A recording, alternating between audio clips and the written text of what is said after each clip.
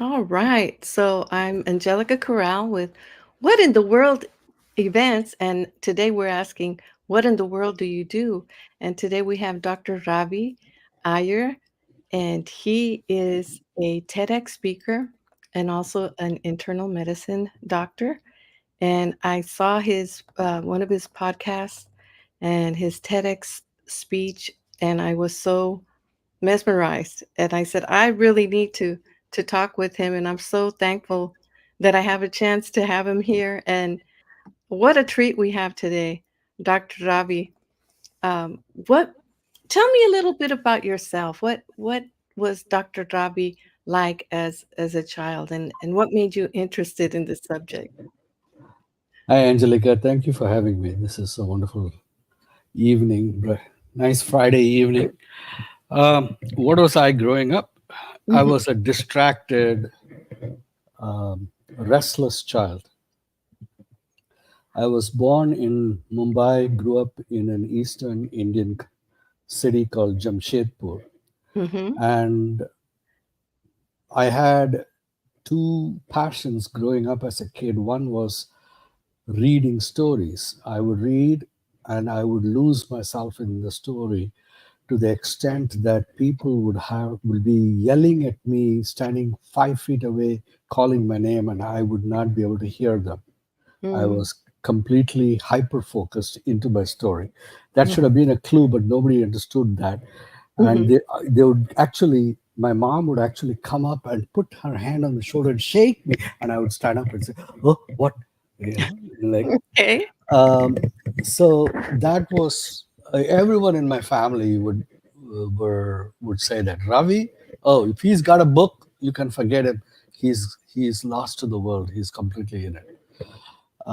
That was one salient aspect of me growing up. The other aspect of me was I was a physically hyperactive child. So I would play, I would run, but I was far more interested in exploring nature by myself.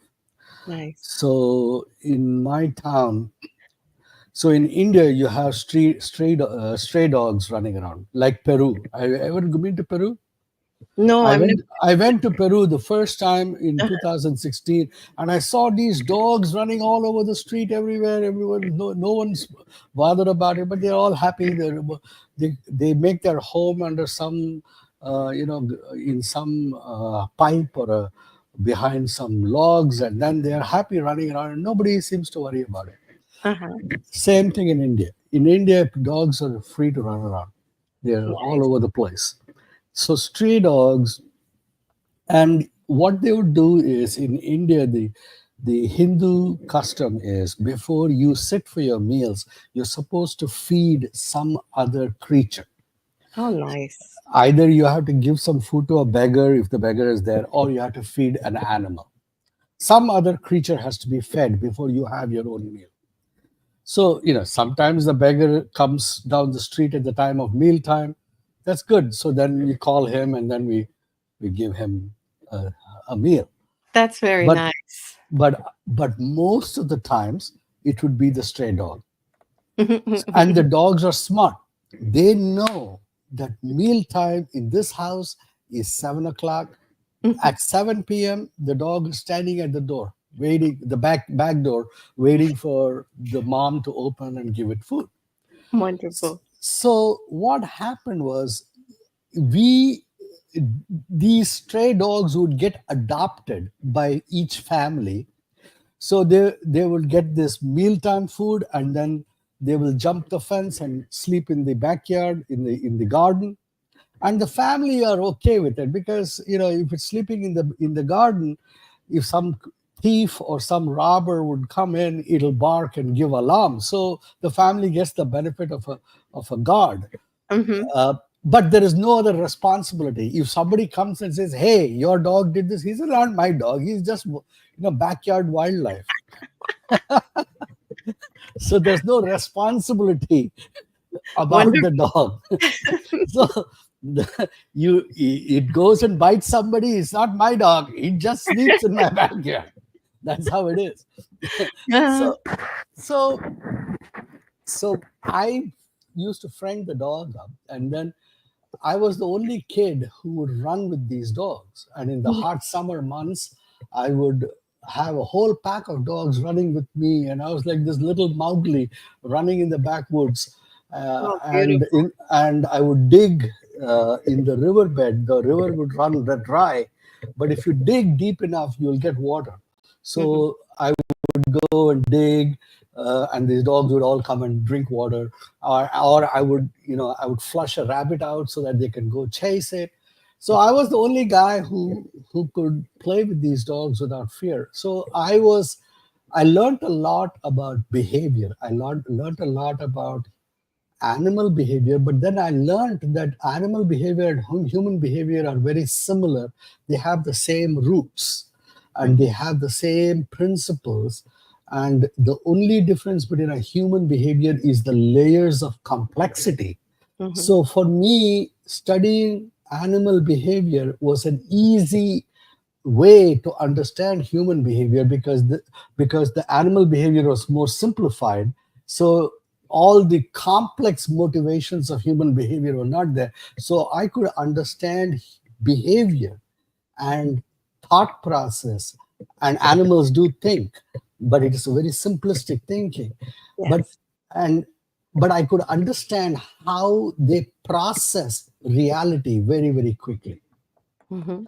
And so later that knowledge came into great deal of benefit when I was actually studying as a physician to deal with patients. I was able to understand the cognitive way in which people processed challenges in their life, processed disease, processed crisis. How did they process danger? you Mhm. know so my early experience with dogs and pack behavior, individual dog behavior and pack and complex dog behavior, allowed me to understand these very, very fundamental drives that operate for all creatures. Mhm. And it made me a much better physician later on. Wow. And what you said makes me think about how we were really made to be in nature because we have preschools that some of them are just um, concrete and outside there's not much, but playground maybe. But I think the playground of nature is there's nothing like it. You get to feel the trees, you get to smell the fresh air, you get to touch the water that you were digging for. You're in there digging in the ground. All of that are wonderful experiences growing up. Yeah. And look at that. Look what it's done for you. But there's later I realized something else, that I was instinctively treating myself because I was born with ADHD, but Mm, I was born in a culture that knew nothing about ADHD. mhm, They mhm, did not know what it was. The words did not exist. The recognition that there was a condition called ADHD was never. So in my report cards, I would always get. I had a photographic memory. Whatever mhm, I read, I would remember. mhm, But I also had the storm going on in my head. mhm, So my teachers would always say, "Oh, Ravi is brilliant, but he needs to focus." mhm, You know, so he's not really working at his potential.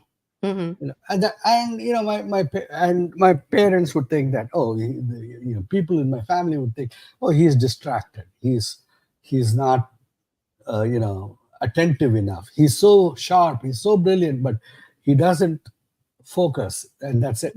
But mhm, no one ever asked the question. First of all, they would tell me, you got to focus, but nobody could tell me how to focus. there you go. They could never teach me what they meant by focus. So I was wondering, what is this word focus? What is focus? What does focus look like? Mhm, How does focus happen? Show me an example of focus. I don't know what focus is. mhm, So so what happens when you grow up is, when you are surrounded by people telling that you should do this, you can't do this, you should do this, you should do this, but nobody shows you what you have to do. Mhm. There are only two things that happen. One is either you get angry at people Mhm. or you get sad about yourself that Yes. somehow you're not living up to potential. Yes. And so for me, I had this inner feeling that, man, all these people say that I'm smart, and I know I can smart because I outthink all of them. Mhm. Why is it that I don't get the grades that this person who's less than me is getting? Mhm. And why is it that I'm always told by people that I'm not good enough? Because that's what you feel when somebody Yes. says that you are not focusing. Absolutely. So my great good fortune was that I had deep inside me an unwillingness to believe the rest of the world. Mm. I refused to believe that I was not good enough, but I had no ability to prove it to them. Mm.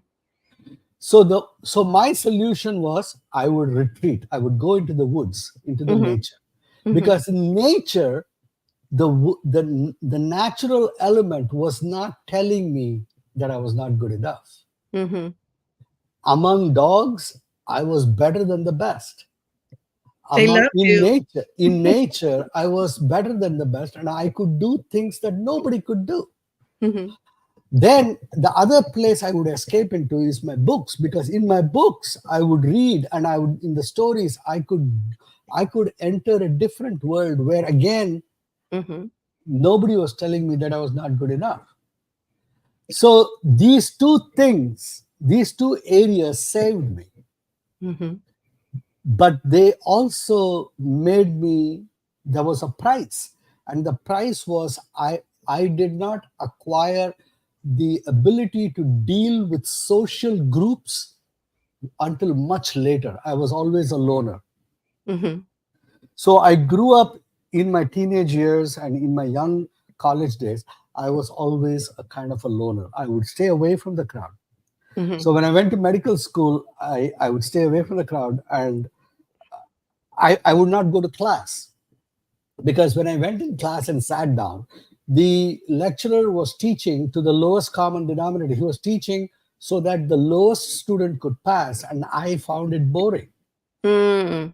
So I stopped going to class. I would Mhm. just stand outside, hang around in the cafeteria in medical college. I never went to a single lecture in Mm. medical school. Mhm. I had one of my friends just call my name out in attendance. I never went to a single lecture in medical school. And then instead, I would ask people as they came out of the lecture hall, what did he teach? And then I would go to the library and read up on it on my own. And I would read much faster than everyone else. Wow. So in this process, I literally homeschooled myself my way out of ADHD. But there was always this ability in me that, hey, you know, I still had trouble with focus, but I managed to work around it. I managed to cultivate my own way of managing focus. And along this way, I found a book that taught me mindful awareness. Okay. And that exploded like a bomb in my head. For the first time in my life, I was reading this guy. He was an Indian guru, an Indian saint who was not alive at that time, but he had the book about him described. And when I read it, and I said that this guy, I immediately resonated with what he was saying. And I sat down and started practicing what he was saying. And I immediately sank deep in me. And from that moment, I knew I had found the key to focus. And Well, I the never, next I go never ahead. looked back after that. And the next question is, what is the key? Because I need a copy. So in India, there are um, there are elephants. Um, every temple has elephants. There's a temple elephant, and Uh-huh. in India, they would every morning or once a week, the mahout or the elephant keeper would take the elephant down to the river to bathe them, Mhm. and I would be swimming in the river. Like every morning, I would go for my swim, and then I would sit at a roadside stall having some hot breakfast. In college, I all through my college days, in the morning, I would get up and I'd go for my swim, then have breakfast, and then I would head out to the library or go to the hospital. Mhm. So these elephants would go past that lane where I sat, Mhm. and these elephants' trunks are very curious. The elephant knows its world through its trunk. Mhm. So it would reach around and it'll grab a coconut from the roadside stall or a fruit or something, and it creating mischief of all kinds. And so the mahout, Uh-huh. he had a strategy. Instead of trying to constantly tell the elephant to drop this coconut or drop the fruit or something like that, he gave the elephant a chain to hold. Okay. And as long as the elephant was holding the chain, the elephant could not go and catch something else. Interesting. And when I saw that, I suddenly realized that this chain and this trunk, the trunk was like my mind, my wandering mind would always go from place to place. Mhm. And I just realized that I needed to find Mhm. my chain to hold on to. And if I can find a chain that can hold on to, I can get focus. Amazing. And for the first time, I suddenly realized that this is what focus is all about. Mhm. One idea, one narrative, grab onto it.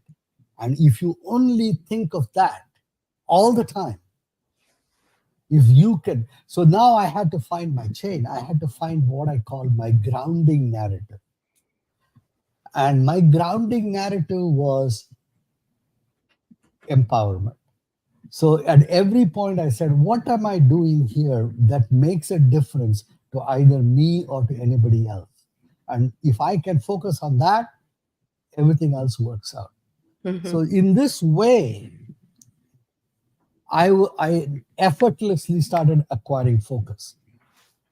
But before that, I had already done a lot of breath watching and things like that. So when the idea of the elephant and his chain came, I was already primed for absorbing it immediately. Awesome. And in that process, I never looked back after that. I still did not know why I had difficulty focus. That I learned that I had ADHD when I was 58. This I'm talking happened when I was 22. Wow. Well, I think that's that a lot of children just maybe they're just curious and they want to explore and it's labeled as ADHD, but it's just a different way of thinking. And sometimes people look at it in a negative way, but I think it's another way that people think, and there's a lot of talented people that have ADHD. And we got a few people that came into the room. I just want to say hi. Ernest Harold says, "Hello, everyone. Hello, Harold. We're glad that you made it today." Lorena M says, "That was a wonderful and kind zzz." I don't know what that. I got to figure out what the it means. And Willie J says, "Hey, Angelica, sis, big blessings." So thank you all for joining us today, and we're glad you're able to make it and listen in on this wonderful discussion. But I really love what you have to say about ADHD and how learning just by looking at the elephants in nature, it clicked, right? What a Yes, special moment that it must have did. been. Yep. So, So this empowerment thing, you thought, "I'm gonna focus on this empowerment," and then you thought one way to let people know about it is by giving a TED Talk, right? Uh, Actually, the TED idea did not come until much later, but I was uh, I was focusing during the pandemic. Mhm, So by the time pandemic rolled around in 2020, I had already been a doctor for almost 40 years. m'kay. You know, so during the pandemic, I recognized that a lot of people were unable to control the narratives of their life. Mhm. Their mind was spinning in the chaos of fear. Yes. And because me and my team were so good at controlling our focus, we were able to help a lot of people Mhm, by simply being a space of human connection. So what we did was we decided right early on that the real problem of the pandemic, yes, the virus was the biological problem. I'm not mhm, saying that was, but the virus by itself, what does it matter mhm, if it is not producing fear? So I told my staff that, the real disease underlying the virus uh-huh, is the fear that it inspires. mhm, Because what the virus is doing is it is destroying human connection. Humans, they their lifeblood is to connect with people. Right now, look at this. We are yeah, on LinkedIn and there are 100 people on. We're all connected. And mhm, if and we nourish ourselves through this connection. you know we live, everything we do is because of this connection, because we even post because of the likes we get, and the everyone's is all excited if some post of theirs goes viral, not because, what does it matter if it goes viral? The real reason why it goes valuable to you when it goes viral is because it means that the 100,000 people or 200,000 people connected with whatever you said. mhm, And that idea that it connected somehow nourishes you. And yeah, in the pandemic, what really happened was human connection was severed. A simple hug, a kiss on the cheek, sitting 3 feet in face to face and having coffee without a barrier, all that became lethal. mhm, So people were terrified and people had no ability to create connection without contact. So very, very few people in the world can feel connected to people without contact. mhm, mhm, 99.999% of people are dependent on touch, proximity, to connect. Without touch and proximity, you can't connect. People have not developed that skill. mhm, mhm, So in my office, yes, I taught my staff, and me and my staff were able to create a space where people could feel connected without being in proximity, without being touched. You could feel connected. And we taught each other how to be a space where human connection is possible. We taught each other how to conduct our work in treating and testing people, where by our willingness to stand there and risk connection, risk disease, we actually inspired these people to not fear this nameless cloud of the possibility of disease that surrounded them all the time. Because mhm, that was what it was. In March 2020, April 2020, May 2020, people were afraid to walk in their backyard because they felt that there was this venomous cloud in the air that would somehow kill them. mhm. I So, remember so So all of that is narrative, all of that is fear. And Mhm. I taught my staff, and my staff together, we were able to teach people that that is not true. That we taught them how to use ordinary, simple tools to improve the odds of their actually remaining safe. Stuff like, there were simple facts that the rest of the world was not really doing anything about. For Mhm. example, ventilation. If you had a powerful fan running all the time in your environment, even if you had a release of virus, enough viral particles of sufficient concentration would not remain in your environment long enough to contaminate you. Interesting. So you can really increase your odds of remaining safe by increasing ventilation. But none of the established scientific organizations were coming out and saying that. Mhm. There was no. So we early on decided that to hell with all of the rest of the people, we are going to take care of our community, we're going to take care of our people. And we Mhm. started doing this. Okay. And in this process, I suddenly realized something very, very fundamental. What was that? We all live life like a story. We believe that the stories, the narratives that pop up in our head is reality. Yes. We live life in this conversation. I'll give you an example. For example, in Christopher Columbus's time, the dominant conversation was that the earth is flat.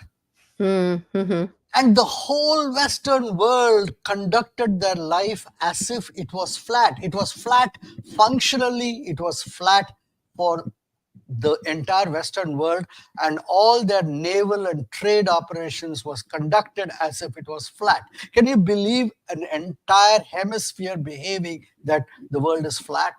And all the options that were available to them were within the paradigm that it is flat. So that means you can't go far enough in one direction to do trade, or you can't do this, you can't do that, and things like that. Mm. And there was the other part of the world, the Eastern Hemisphere, had no idea that the world was flat. They were conducting their operations as if the world was curved. It doesn't matter who was right and who was wrong.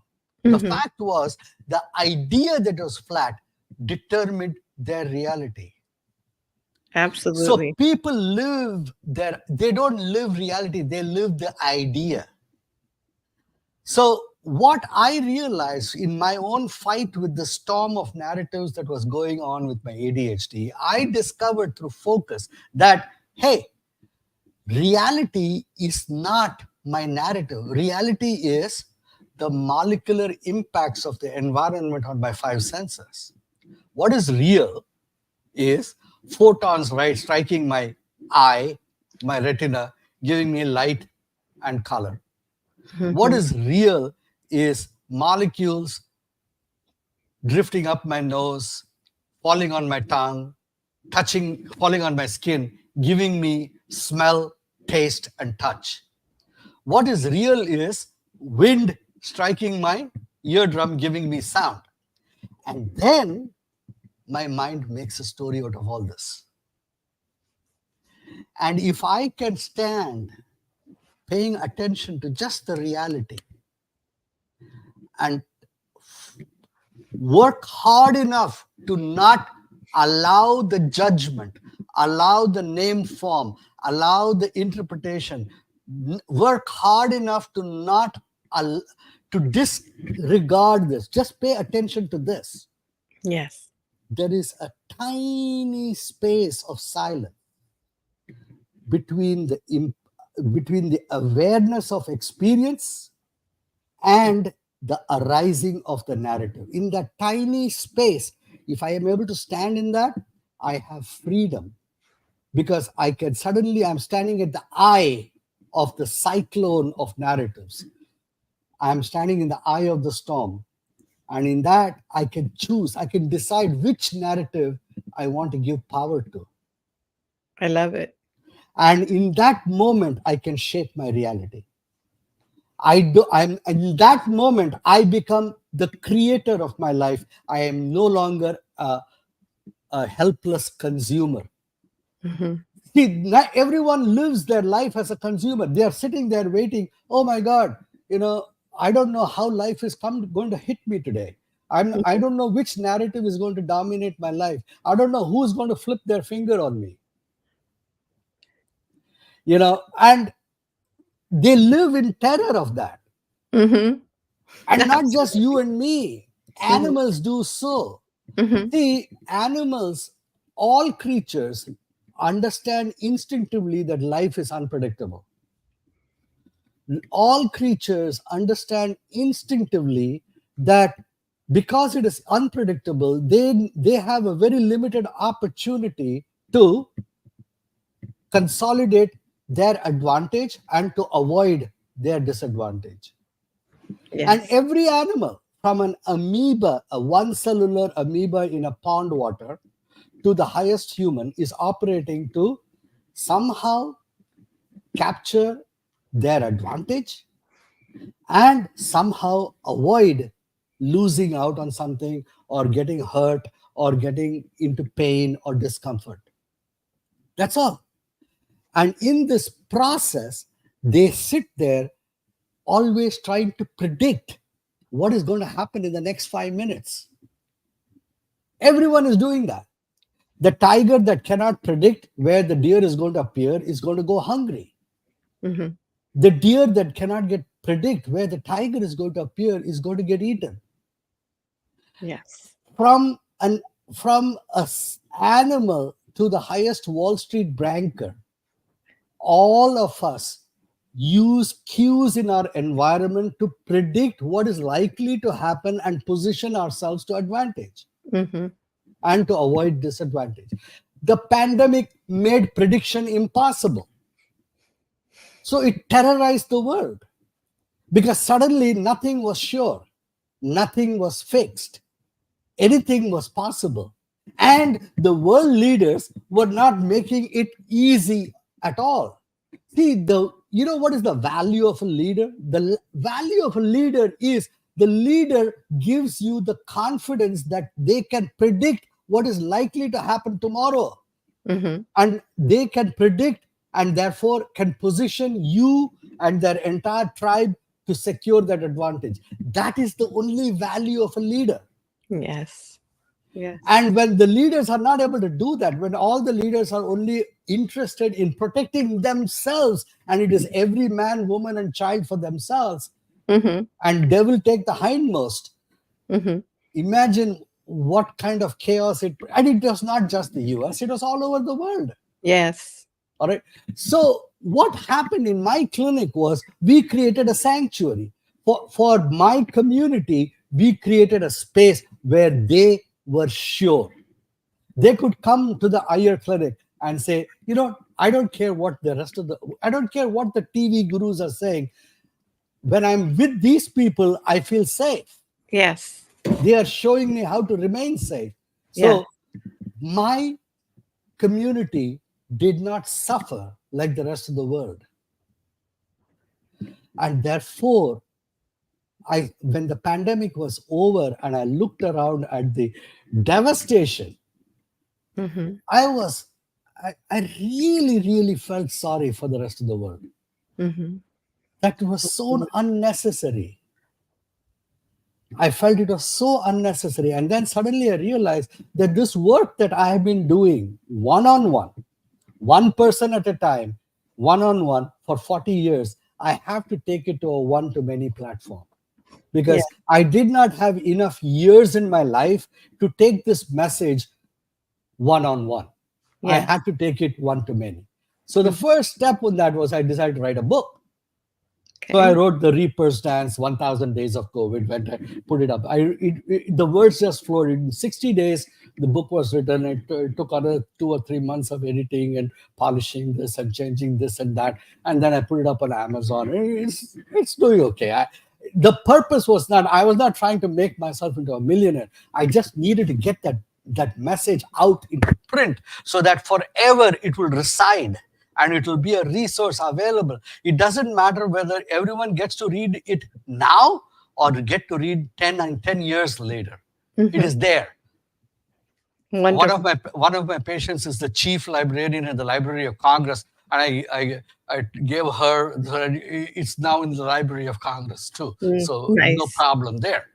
So now, after I wrote the book and I put it on Amazon, then I realized that writing the book was the easy part.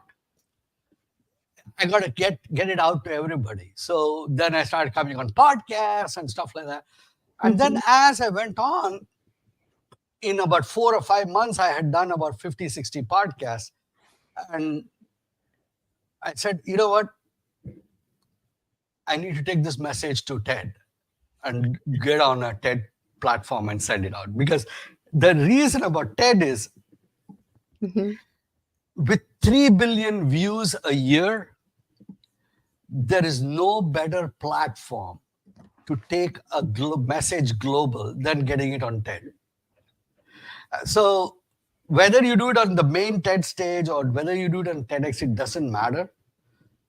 For example, Simon Sinek, Mhm. everyone knows Simon Sinek today, but in Yes. 2012, nobody knew it. And in 2009, when his talk, he first gave it, it was in a little sleepy little TEDx event in Puget Sound. Okay. Their audio was bad. The mic that he was given didn't function. Oh, They no. actually had to swap a mic out in the middle. And if you actually go and listen to his first talk, it's the quality of the talk is real. The production quality is really poor, Uh-huh. but his presence, his delivery Mhm. was unbelievable. He had you in, how they say in Jerry Maguire, and he goes on in this long thing, and then finally says, "You complete me," and then she says, "Oh, forget it, you had me at hello." So that was like Simon Sinek. He had you at the first second. Yes. Yes. So that's where I am right now. And then, um, so now that, and I know you called me a TEDx speaker, but actually I am going to give my first TEDx talk in October. Oh, congratulations. So, but I am an accepted TEDx speaker, Well, if then that's what you mean. that's But what I mean. yeah, so um, and and I'm a finalist in about two or three others, but I'll have to make a decision which one I end up giving. But the point here is what happens after that is I just want to get people to understand that their freedom, their ability to free themselves and be the master of their own lives, be creators of their own lives, is naturally available to them right now at this moment. And I can demonstrate it to you, Angelica, right now. Okay. You're sitting in a chair, and I would like the whole audience to do this exercise with me. It'll take exactly 60 seconds. Okay. I want you to pay your attention fully, entirely, to the contact of the back of your thighs and your bottom to your chair. Be aware of only that. Okay. No judgment, no story, just the feel of the surface of your chair against the skin of your back of your thigh and bottom.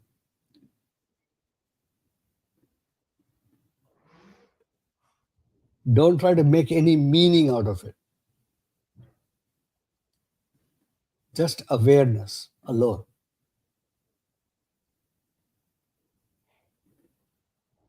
I'm going to count to 10.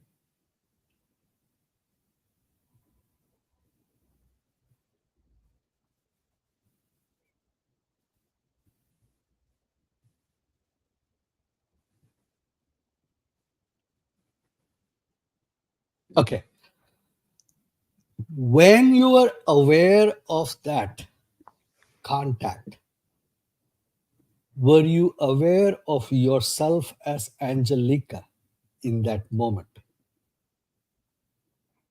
I was just focusing on my on my bottom. Yes. The idea Angelica Corral does not exist when you are aware of just the experience.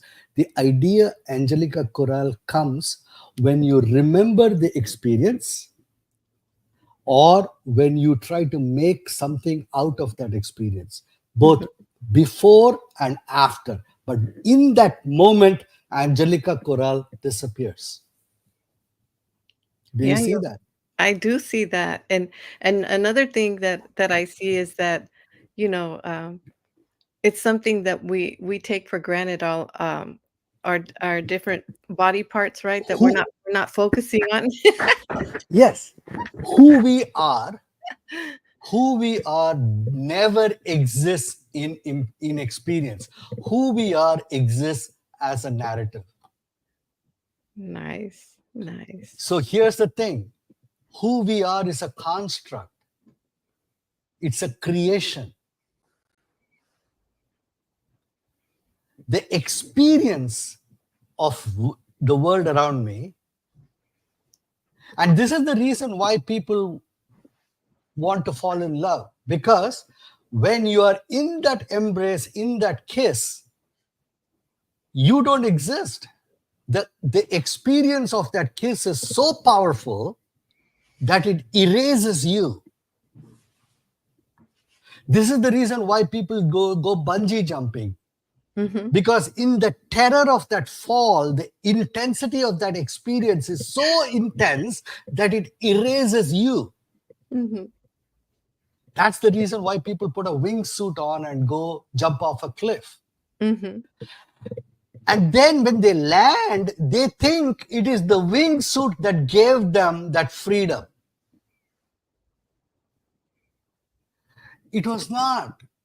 It was the ability to lose yourself in that experience that gave you freedom. Now imagine if you could go through life with the power to constantly focus to the intensity where you become one with your action every moment of your time.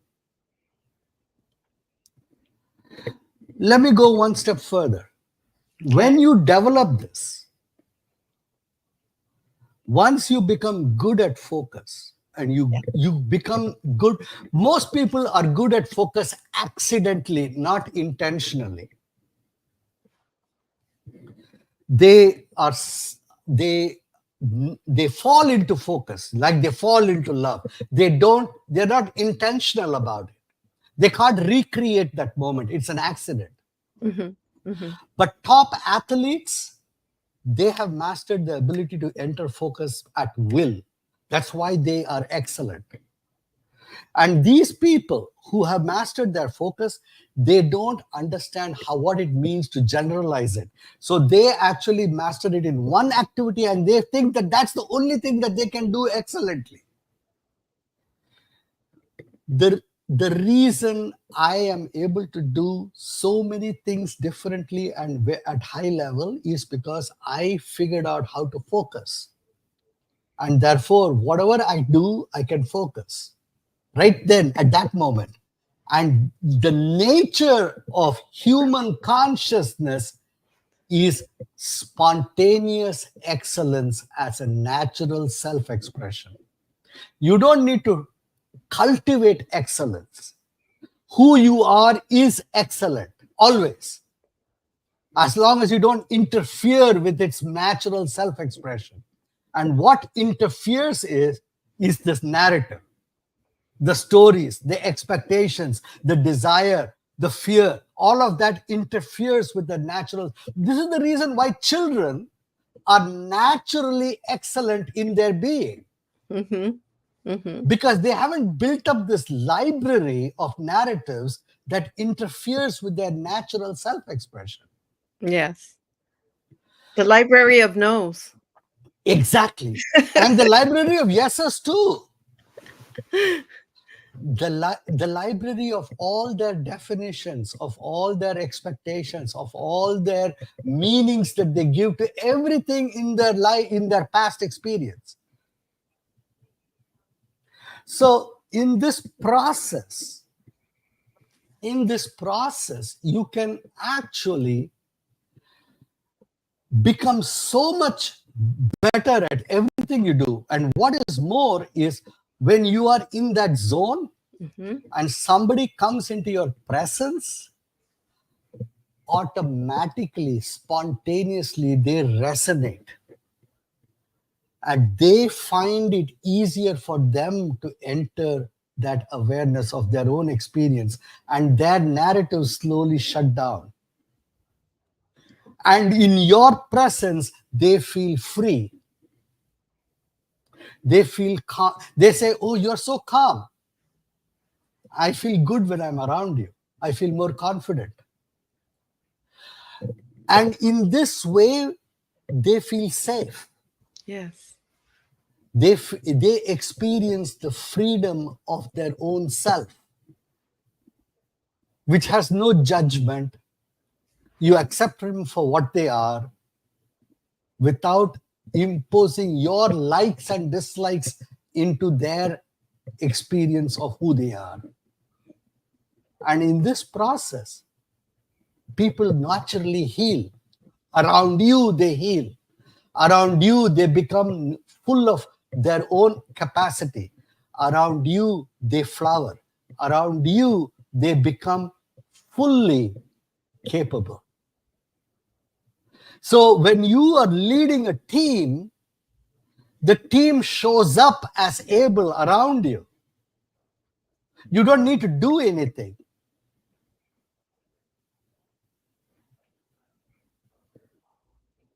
That, in essence, Angelica, is how you communicate. You stand before a crowd and you start speaking, Mm-hmm. and you connect, because you first connect with yourself, your own. When you stand before a crowd, whether it is 100 people, one person or 100 people, Mm-hmm. all those 100 people are in your field of experience.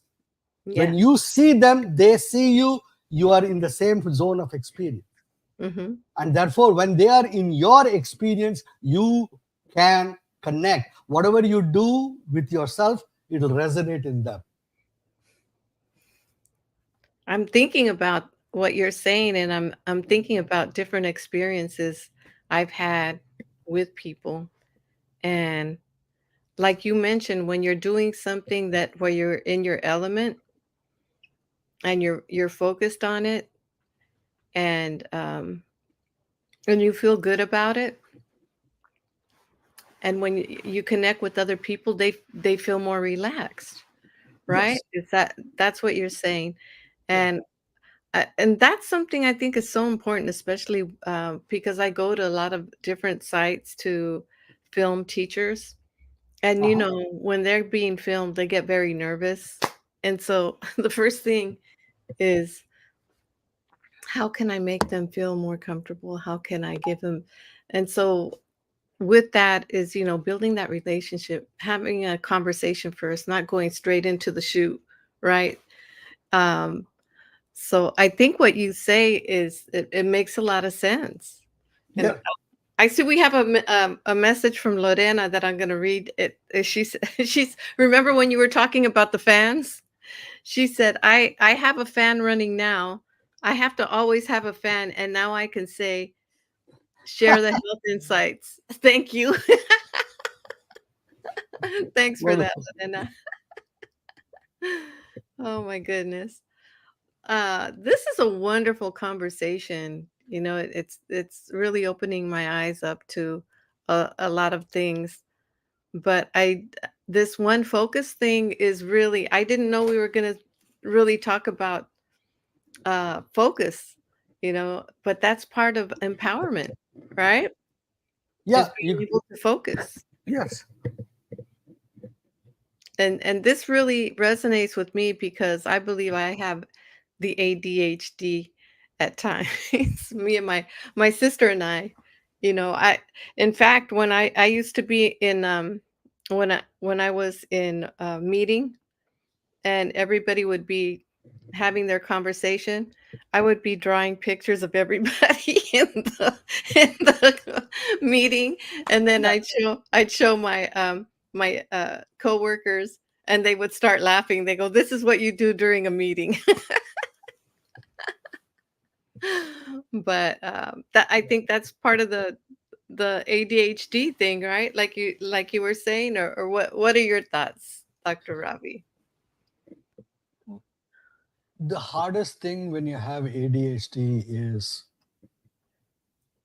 to listen to people. It's very difficult to do that because your mind keeps jumping in with its own speech. And to shut it down and Yes. listen requires a lot of discipline. It's harder when you are smart.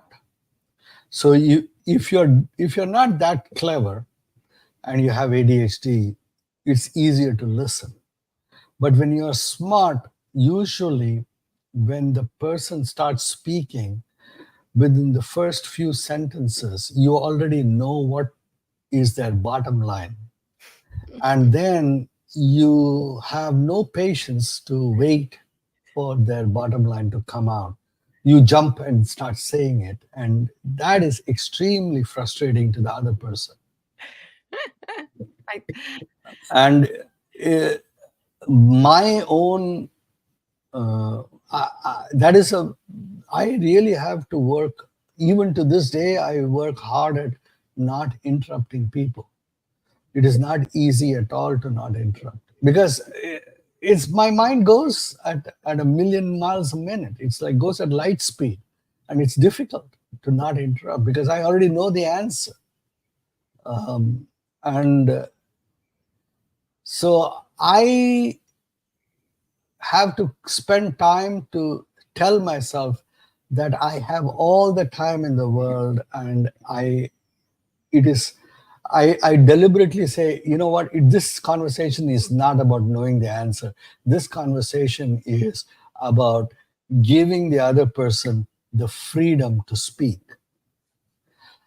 So by redirecting the purpose why I was listening, I actually became better and better at it. But it is not easy. There are times when I will, under moments of stress, I will fall back into my innate default. And then I'll catch myself and I'll say, "Oh, I'm sorry I interrupted you. Go ahead, you speak. I'm going to listen." And then I deliberately shut my head off and say, "You know what?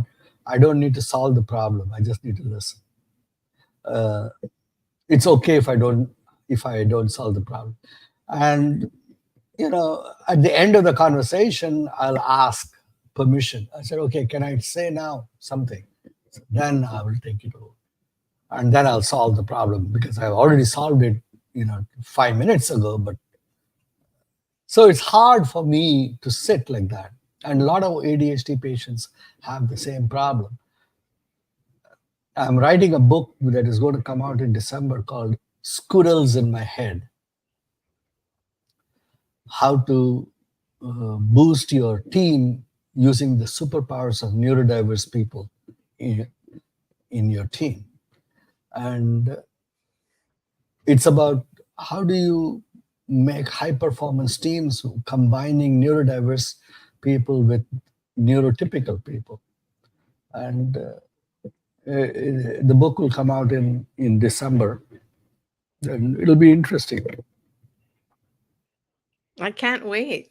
It's funny because whenever I interrupt somebody, I have a joke, um, and it's a knock knock joke. I'm gonna do it with you. Knock knock, Who's there? interrupting cow. Interrupting cow. Who? Moo.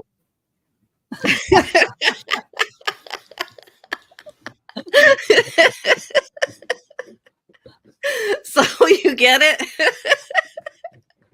So I've done that before, and I'm like, "I'm sorry, I wasn't interrupting Cal." And then we laugh it off, but you know, it's something to be aware of. Yeah. because I know it's not because we want to be rude or anything, right? It's just like sometimes we want to share, right? And Yeah. we get excited about sharing, but this um is another way to have self-control, Yep. right? To Yeah. teach yourself to and I being here on these audio rooms has actually helped me a bit to not interrupt, but I found myself and video room, but I found myself just yesterday being an interrupter, so I have to DM somebody and tell them, "I'm sorry, I wasn't interrupting Cal yesterday." But I see Tony Dumas has a message here. He says, "Focus has always been a challenge for me in my 40s. I was diagnosed with dyslexia and ADHD, but in the 1970s as a child, I was labeled as a daydreamer and procrastinator, etc. Your elephant story was insightful." So, yes, thanks Tony for your share. That's wonderful. Thank you. Thank you. So, I had such a great time. I've had a lot of other questions to ask you, so it looks like we're gonna have to do a part 2 if you're okay with that. I'm okay with it. Awesome. Because it's gonna be 5:30, but I wanted to end by, is there anything that you'd like to mention? Like, I know you have a book out, Yeah. um, Yeah. so, Go read it. It's good. okay, definitely. So tell us about your book and where we can find it. It's on Amazon. If you go to Amazon, type my name, Ravi Iyer, you'll find it. Or you type the name of the title of the book, The Reaper's Dance, REAP, like the Grim Reaper, the guy with the scythe. Mhm. So I'm gonna put the that in the Reap, comments. yeah, See, the now I'm Reap, interrupting Cal the again. yeah, the Reaper's Dance, 1,000 Days of COVID. Okay. It's a different book. It's different than the rest of the COVID books. A lot of the other COVID books are focused more on conspiracy, anti-Fauci, and so on and so forth. I am focusing more on the people who are affected by COVID. Yes. So, And what you did to help them? sort of, yeah, but you'll read it. It's a very interesting.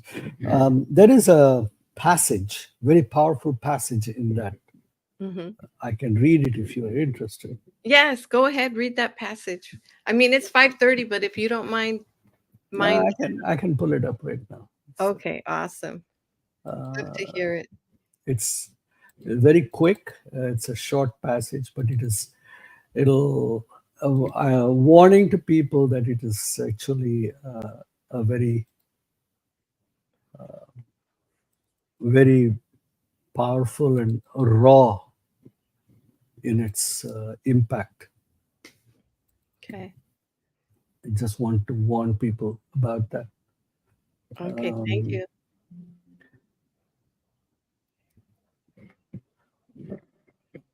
1 second. Okay. So what I'll do is I will put the name of the book and maybe what I'll do is you could send me the link and then we could even post that in the comments of this event. Yeah. For some reason, I'm not able to. 1 second. Okay. I'll get it. In the Keep meantime, keep go. talking. Keep Yeah, talking. in the meantime, I'll keep talking. The Yeah. song and dance routine, right? So I'm looking forward to your next book that's coming out in about ADHD. I think that is going to be helpful for a lot of people, maybe even some young children that have that. But I think about what you went through it as a child and how you were able to go out into nature and explore the world and learn through nature. What a beautiful experience that must have been to be around the elephants, you know? The the I think I'm not able to open it because it's my Dropbox is down. I'm not able to, and I'm trying to see if I have a copy of the book on my desk. I don't. I'll recite it from memory. Okay. It's powerful. Um,